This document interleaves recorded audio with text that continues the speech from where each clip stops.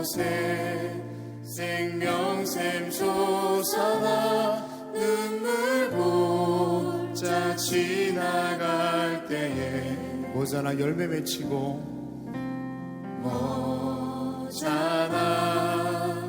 열매 맺히고 웃음소리 넘쳐나리라. 웃음소리 넘쳐나리라.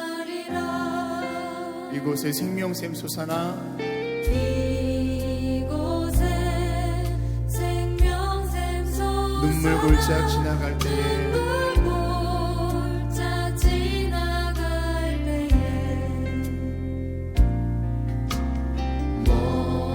모자라 열매 맺히고 웃음소리 넘쳐나리라. 꽃들도 구름도 바람도 넓은 바다도 찬양하라 찬양하라 예수를. 하늘을 울리며 노래해 나의 영혼아. 그대의 주 그대의 주 그대의 주. 다시 한번 찬양합니다. 이곳에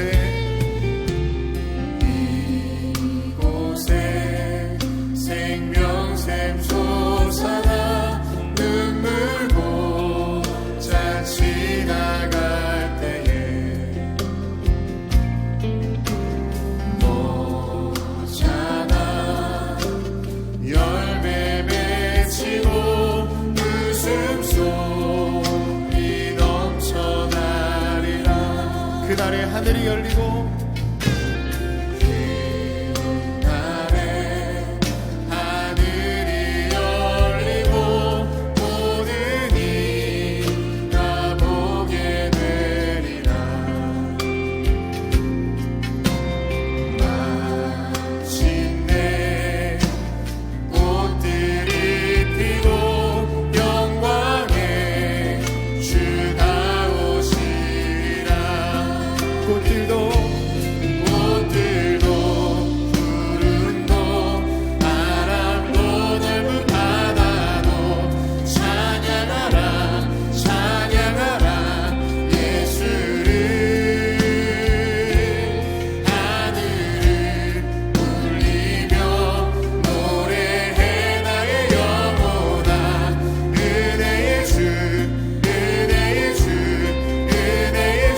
꽃들도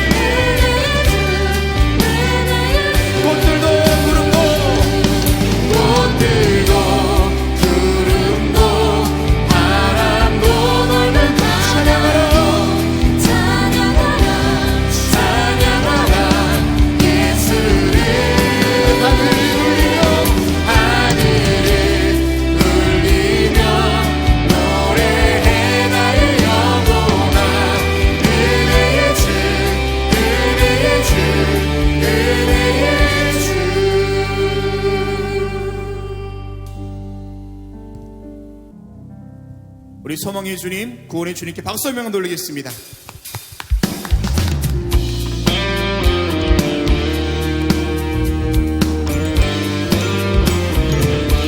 산과 시내와 산과 시내와 붉은 노을과 땅의 모든 것 주 다스리네. 내 안에 갈망 유일한 소망 주님 날 다스리는 것 주 오셔서 통치하소서. 헛된 나의 꿈 어둠 거두사 내 모든 것 다 드리니 오셔서 다시 한번 주 오소서. 주 오셔서 헛된 나의 꿈 헛된 나의 꿈 어둠 거두사 내 모든 것 다 드리니 오셔서 다시 한번 주 오소서. 주 오셔서 통치하소서. 헛된 나의 꿈 어둠 거두사 다시 한번 나의 주님 오셔서 다스리소서. 오셔서 오셔서 다스리소서. 이곳에 오시옵소서. 오셔서 다스리소서. 할렐루야. 주님께 박수 한번 돌리겠습니다.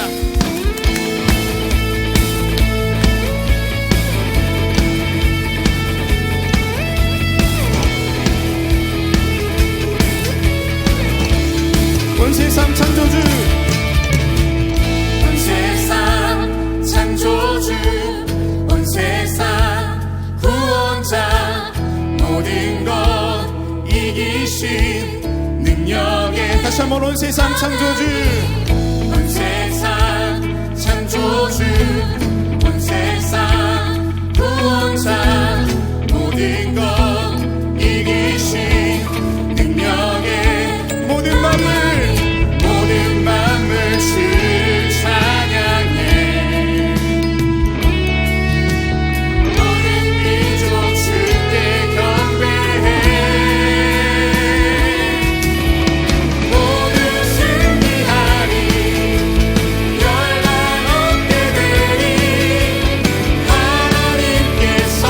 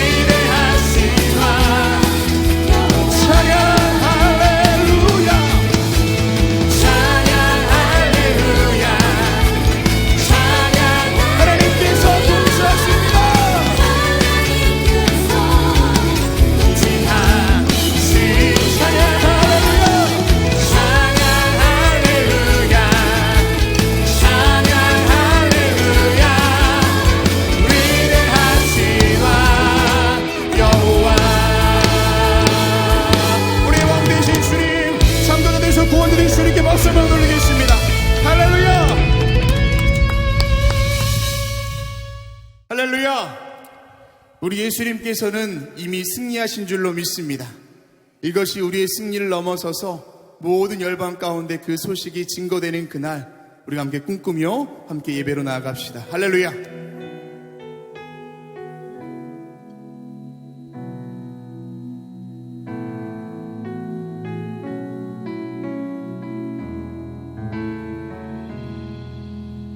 선한 힘에 고요히 감사하여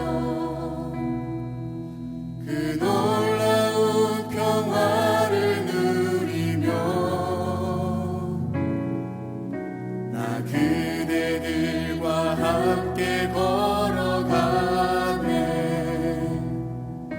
나 그대들과 한 해를 여네. 지나간 어느 어둠의 날들이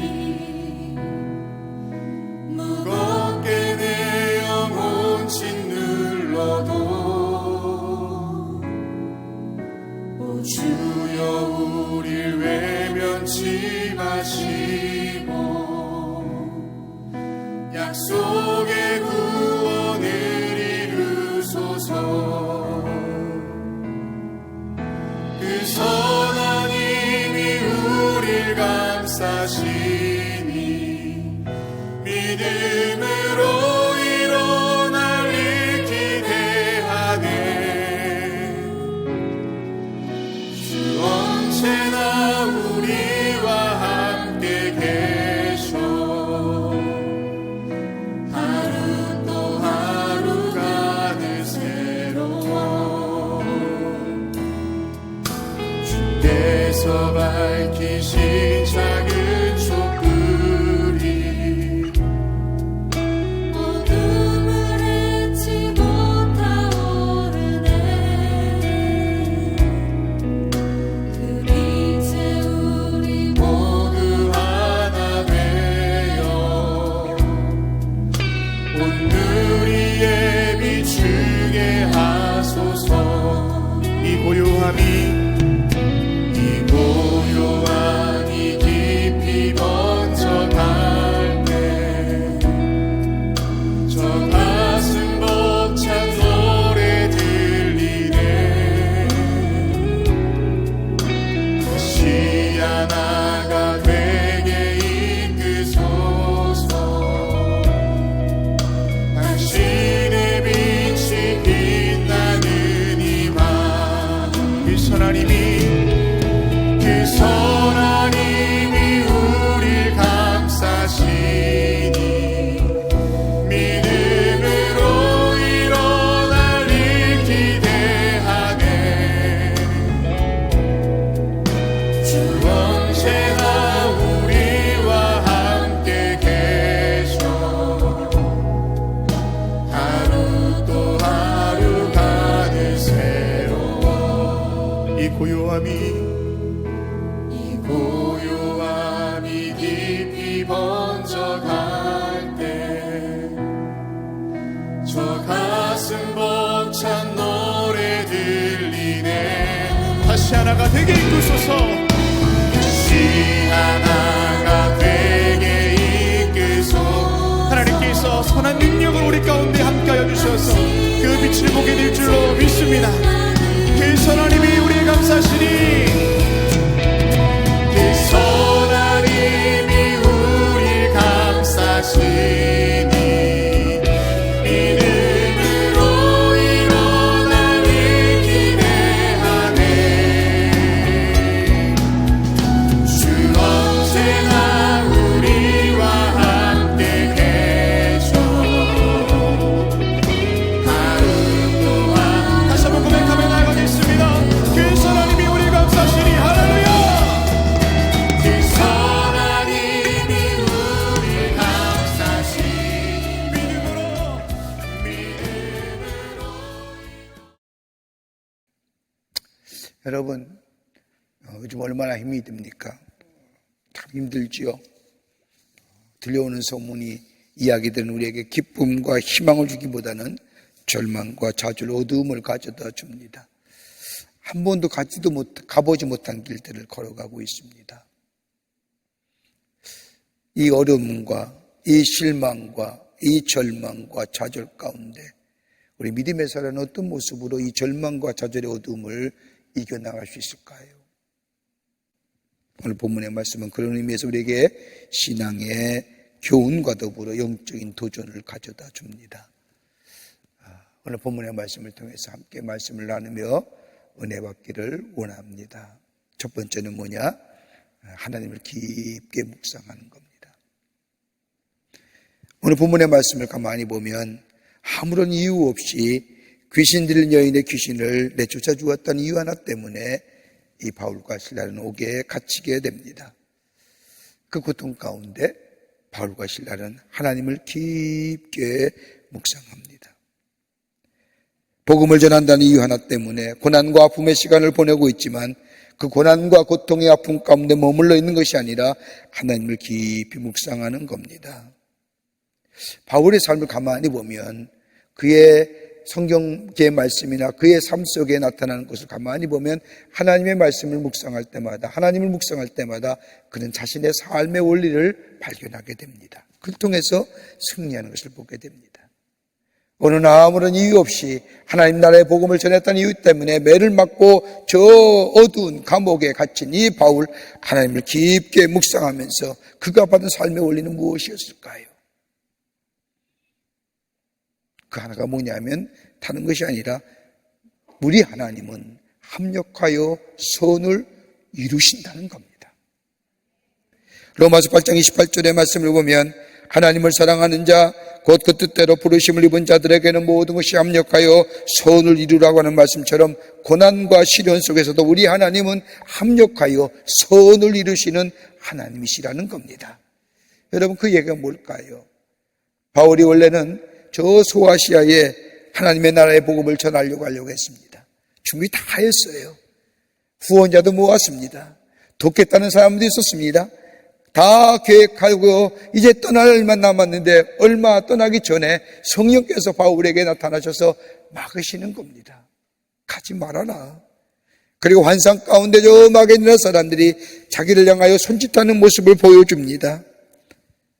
저 건너와서 마게도냐로 건너와서 복음을 전하라고 하는 이 환상을 들은 이 바울은 이제껏 자기가 준비했던 것을 다 버리고 저 빌립보로 넘어갑니다.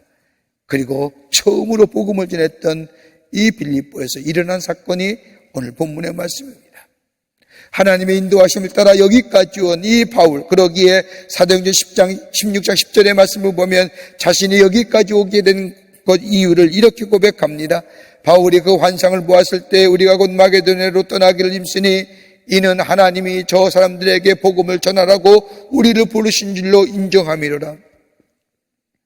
때로는 계획이 틀어지고 우리가 예상했던 일이 어그러진다 할지라도 우리 하나님 우리의 걸음을 여기까지 인도해 주시고 하나님의 계획 안에 우리의 삶과 걸음을 인도하시는, 그래서 합력하여 선을 이루신다고 하는 이 하나님의 향한 믿음의 이 바울 속에 하나님을 묵상하게 될 때에 있어지게 됐다는 겁니다.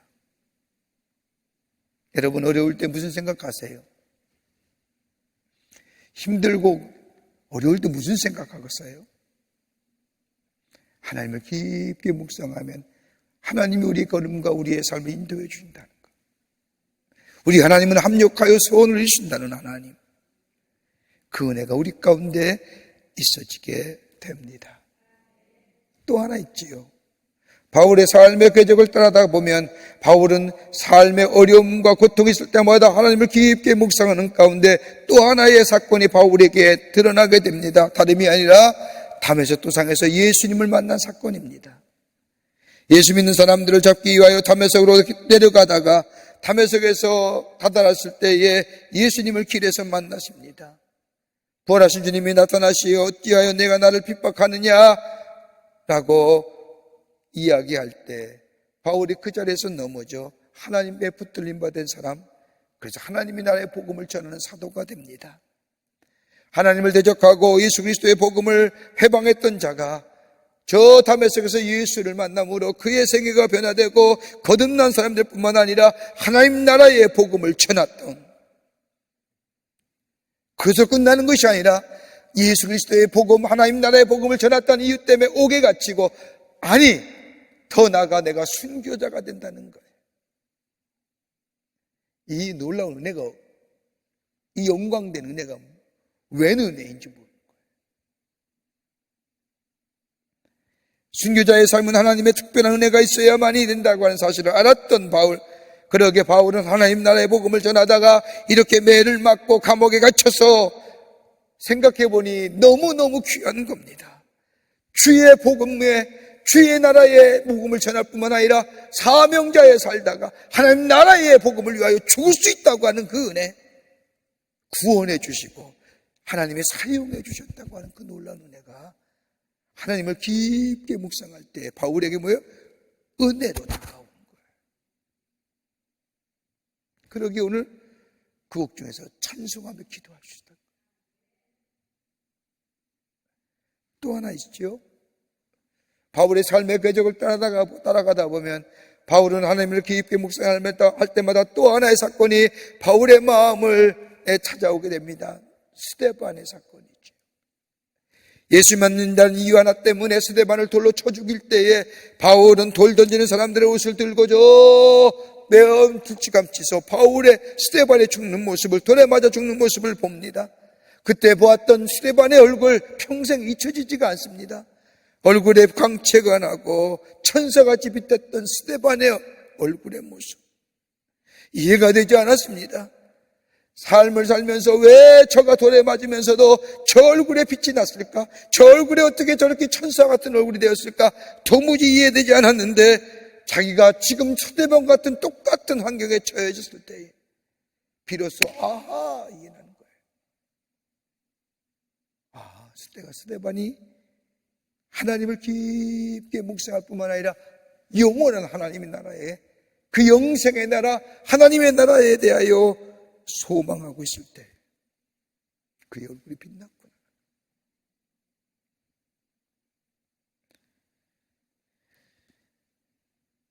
죽음에 대한 두려움이 물러가고 다가올 하나님의 나라에 대한 소망. 바울은 지금 저 빌립보의 어두운 감옥에, 음침한 감옥에 고난과 절망과 좌절, 도무지 어찌할 줄 없는 그 상황 속에서도 바울과 실라는 다름이 아니라 하나님을 깊게 묵상합니다. 아, 내게 베푸신 하나님의 은혜, 나를 하나님의 자녀로 삼으시고 나에게 영생을 주시고 내게 은혜를 주신 그 놀라운 하나님의 은혜를 생각할 때에 그의 마음속에 절망과 좌절로 미움과 불평과 불만의 이야기가 나올 뻔함에도 불구하고, 슬픔과 탄식의 이야기가 나올 뻔함에도 불구하고 그는 그저 감사하며 찬양하며 기도할 수 있었다는 겁니다. 시편 119편의 말씀을 보면 시편의 저자는 하나님을 깊게 묵상합니다.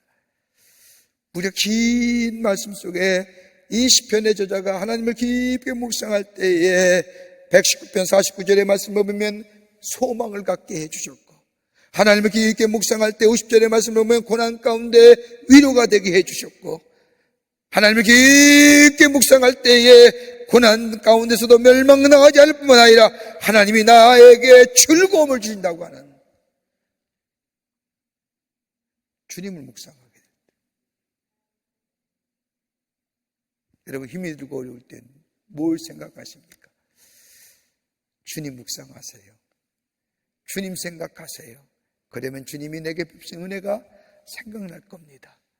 더 나아가 나 같은 자를 구원해 주신 그 구원의 감격이 내 안에 다시금 생각날 것이고, 나를 사용하셔서 하나님의 위대한 역사를 이루어 가시는 그 놀라운 은혜가 내게 다시 한번 생각날 것이고, 그럴 때 내 안에 이 절망과 좌절, 어두움이, 슬픔과 탄식이 변하여 입을 열어 주를 찬송케 하는, 하나님 앞에 기도하는 그 놀라운 은혜가 우리 가운데 있게 될 줄 믿습니다. 두 번째는 기도했다는 겁니다. 기도했습니다. 바울과 실라는 고난과 고통 앞에서, 시련과 슬픔 앞에서 다른 것 한 것이 아니라 하나님 앞에 기도했다는 겁니다. 사도행전 16장 25절의 말씀을 보면 한밤중에 바울과 실라가 기도하고 라고요. 여러분, 그리스도인의 가장 큰 고민이 뭘까요?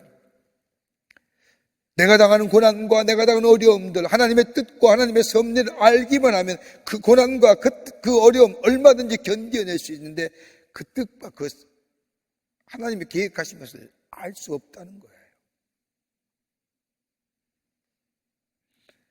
하나님의 뜻만 알 수 있었다고 한다면 고난과 고통을 얼마든지 견뎌낼 수 있는데, 그러기에 고난과 시련이 당할 때에 하나님의 뜻을 모르기에 쉽게 절망하고 쉽게 좌절합니다.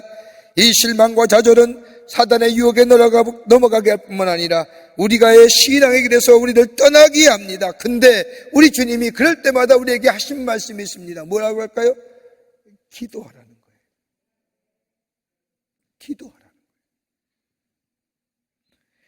쉬지 말고 기도하라는 겁니다.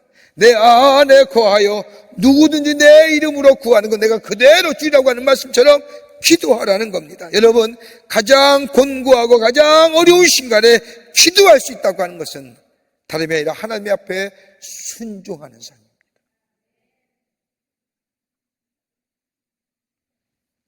어느 연구가이며 인간의식 연구가 유명한 오웬 바필드라고 하는 박사가 쓴 책 가운데 Saving the Appearance라고 하는 책이 있습니다.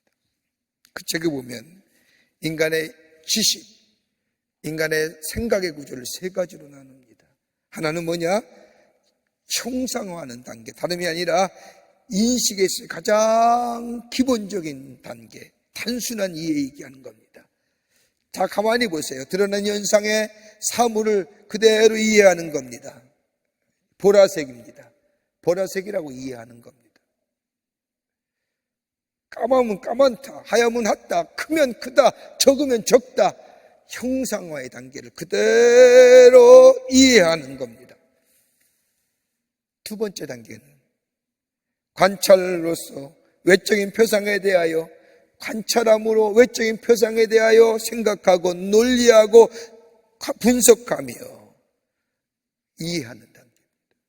이걸 가리켜서 이 베필드는 뭐라고 얘기하느냐? 알파 띵킹이라고 얘기합니다. 여기서부터 진리가 시작되는 겁니다. 과학적으로 논리적으로 이해하는 겁니다. 합리적으로 이성적으로 이해하는 겁니다. 그러면서 이것이 진리구나라고 하는 진리의 출발점이 되는 거예요. 근데 그보다 한 단계 높은 지식의 단계가 있습니다. 바필드는 베타 띵킹이라고 얘기하는 자신의 자아의식을 갖게 되면서 자아의식의 건너편에 보이지 않는 세계가 있음을 생각하는 거예요. 여러분 가만 보세요. 손을 만지작거리지 않습니까? 손을 만지작거리는 것은 만지작거리는 것으로 끝날까요? 여러분, 아내가 남편이 아내의 손을 만지는 것은 어떤 의미일까요? 그냥 터치일까요? 그 만짐 너머에 뭐가 있을까요? 깊은 애정이 있잖아요. 우리 악수하잖아요. 요즘 악수도 못하지요? 악수하면 뭐라고 생각해요? 악수만 하는 걸까요? 손만 만지는 걸까요? 손 만짐 너머에 뭐가 있을까요? 관계 형성이 있죠. 여러분, 본래 악수라는 것이 어떤 의미예요? 손에 아무것도 안 가졌다는 거예요. 평화를 얘기하는 거예요. 단순히 만져짐이 아니라 그 너머에 있는 평화, 사랑, 이런 것들이 보되는 거예요. 이렇게 인식론 넘어 있는 것들에 자아의식 속에 넘어 있는 것을 인식하는, 보이지 않는 세계를 생각할 줄 아는 게 베타 띵킹. 여러분, 기도한다는 게 뭘까요? 우리가 아는 기도, 다른 종교나 그 밖의 사람들이 하는 기도와 우리 그리스도인들이 하는 기도와의 차이점이 뭘까요? 그저 간절한 마음을 가지고 소원을 가지고 소리내거나 읊조리는 것이 아닌 그리스도인들이 하는 기도는 다름이 아니라 우리의 기도는 하나님이 분명히 들려주시고 응답해 주실 뿐만 아니라 내 안에 주의 이름을 부를 때마다 그 기도가 내 안에 이루어진다고 하는 그 믿음의 확신을 가지고 드려지는 기도, 인식 너머에 있는 기도, 그렇게 기도의 삶은 베터 띵킹이라고 얘기하는 거예요. 바필드가. 바울은 감옥에 갇혀 있으면서 하나님 앞에 기도했다는 겁니다. 그 기도라는 것이 아니라 단순히 자신의 삶의 어려움과 환경을 읊조리는 것이 아니라 이 고난 가운데, 이 어려움 가운데서 능히 이길 수 있는 인간 능력을 주실 것임을, 그리고 이것을 통해서 나에게 인내가 생기고 더 나아가 하나님의 참된 소망을 붙들게 해달라는 간절한 기대와 바람을 가지고 하나님 앞에 기도했다는 겁니다. 여러분, 기도하는 것은 하나님을 바라보는 겁니다. 세상의 기후, 우리의 생각을 하나님의 생각으로 마음을 돌리는 것이 기도입니다. 하나님을 생각하는 겁니다. 더 나아가 기도할 때 내 자신이 변화됩니다. 보는 것이 달라집니다. 절망과 좌절을 인하여 슬픔과 탄식의 삶에서 소망과 기쁨의 삶으로 기도할 때에 바뀌어집니다.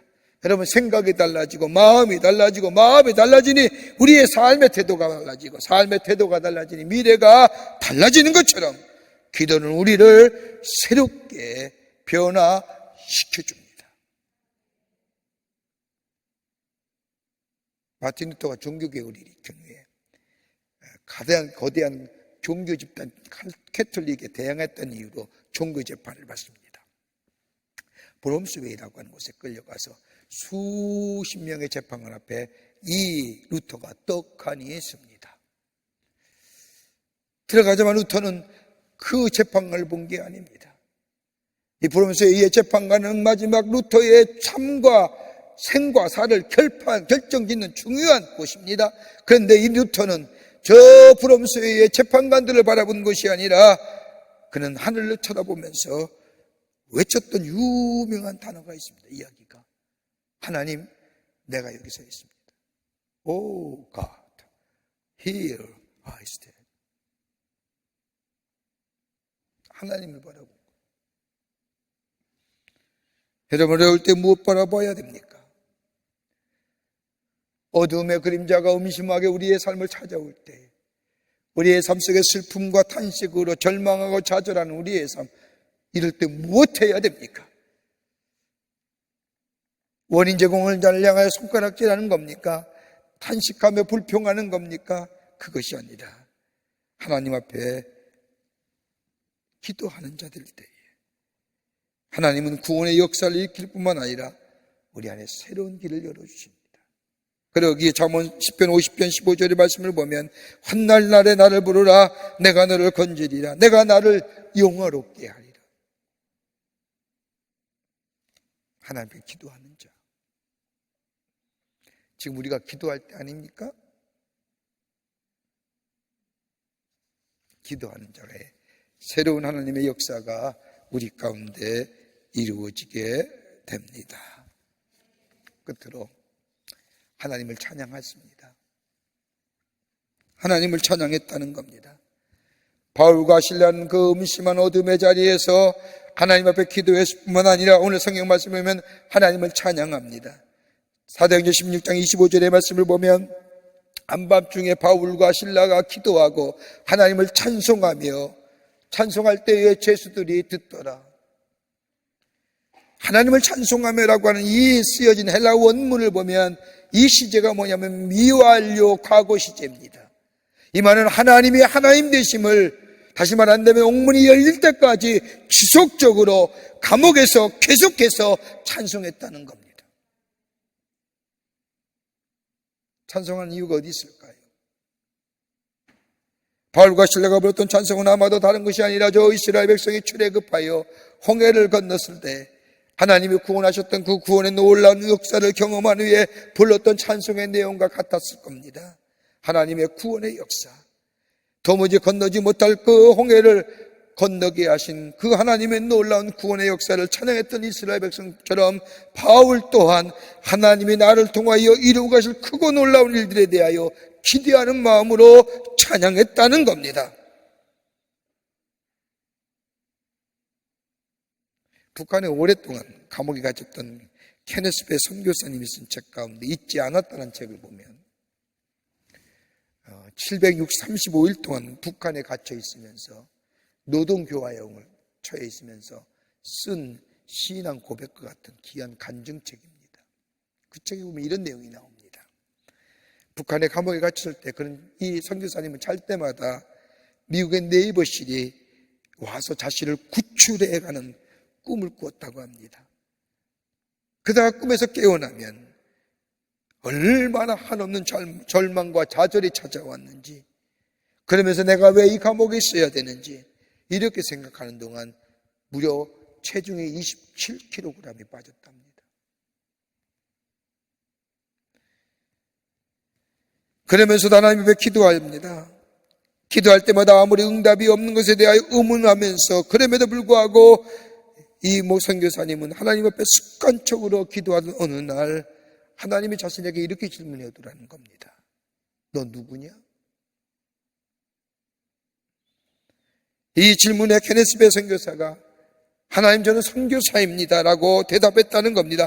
이 순간 자신의 머리를 퉁 치는 것이 느껴졌다는 겁니다. 아, 그렇지, 내가 선교사이지.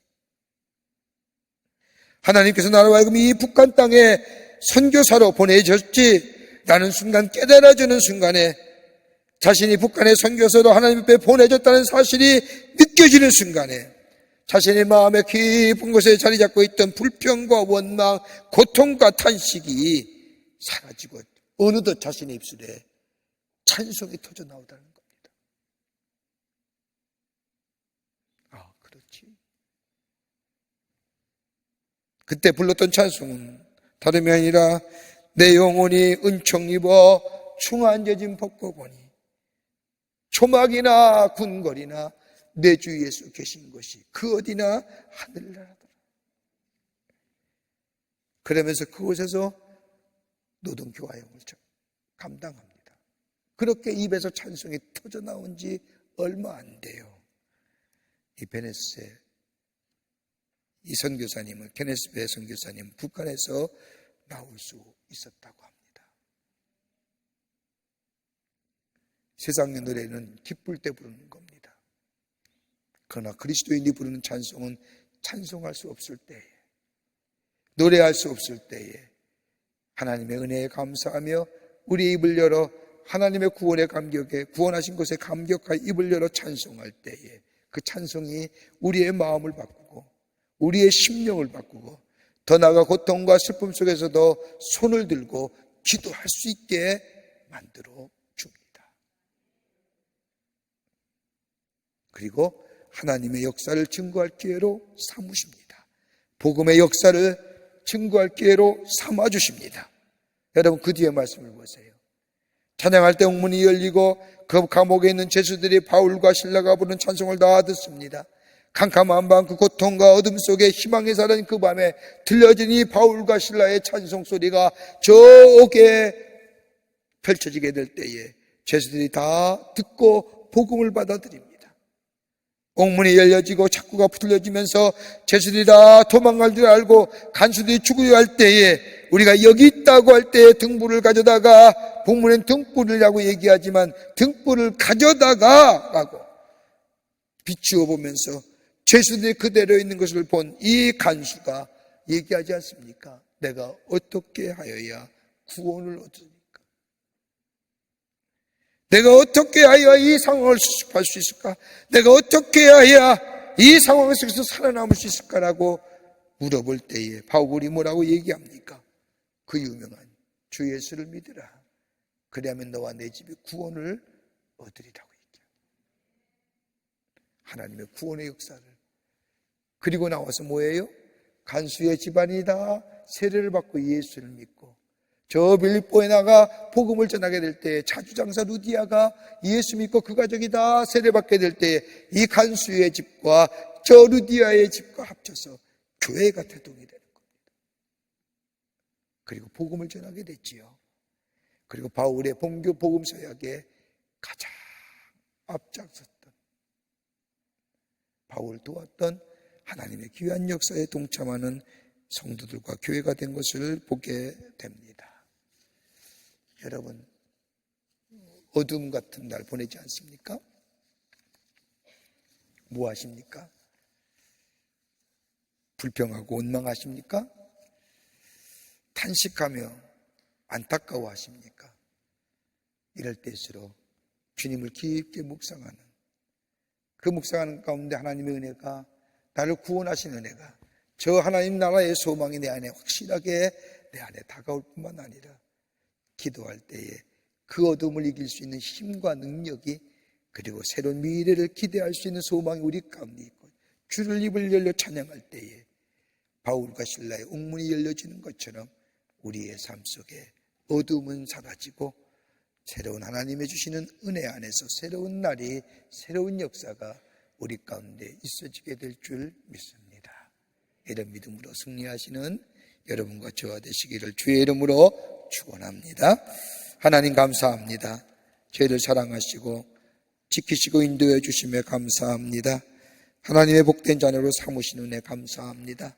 우리의 삶에 어둠이 깃들고 슬픔과 좌절과 절망의 시간이 찾아올 때 우린 더더욱 주님을 묵상하는 자들 되게 하시고, 그로 인하여 구원과 또 우리를 택하여 주심과 더 나아가 아버지 우리에게 영원한 생명을 주신 그 놀라운 하나님 은혜에 찬송하는 자 되게 하시며, 기도하는 자 되게 하시며, 입을 열어 찬양하는 자 되게 하여 주셔서 저 바울의 옥문이 열려진 것처럼 우리의 삶 속에 새로운 창조의 역사가 나타나 하나님의 나라 복음의 역사를 증거할 수 있는 저희들 삶 되게 하여 주시옵소서. 성령이 도우시고 인도하여 주실 줄 믿으며 예수님의 이름으로 기도하옵나이다. 아멘.